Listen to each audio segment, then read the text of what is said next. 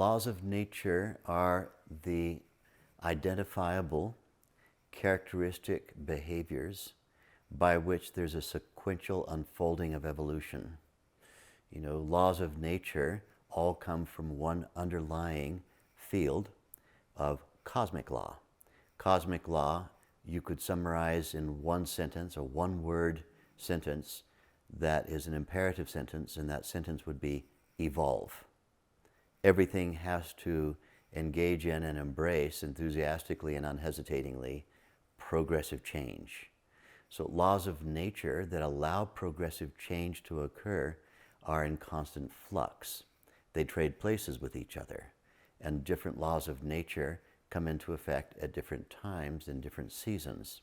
So for example, where I'm sitting right now with this thick shawl on from India that was given to me by one of my brothers there, with this thick sweatshirt, is a response to outside it being right now about 1 degree Celsius, and with snowstorms coming for the next 4 days, here at 7,800 feet elevation in a little tiny town in the middle of a desert, with great big snowy mountains around me.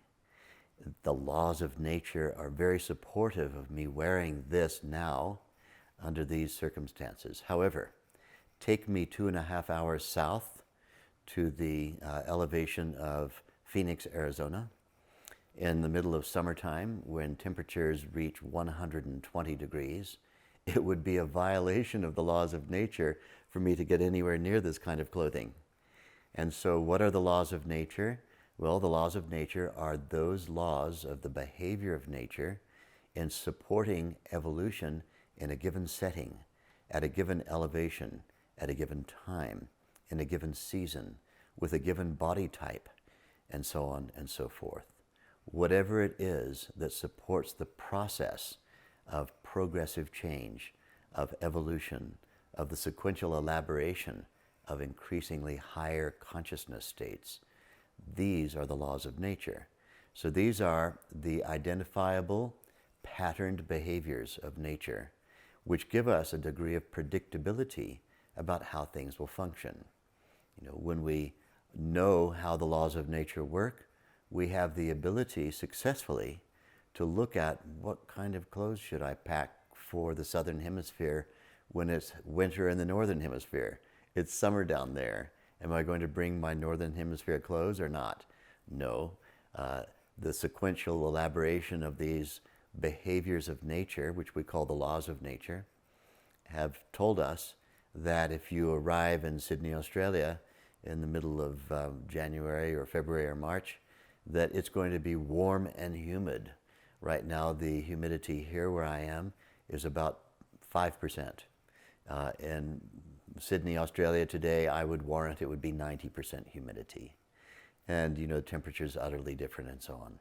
So different laws of nature changing in different ways in support of the one cosmic law of nature, evolve.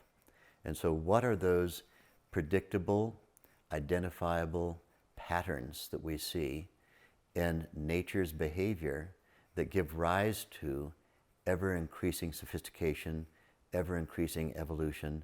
These are the laws of nature. If inadvertently we violate a law of nature, then the product of that is suffering.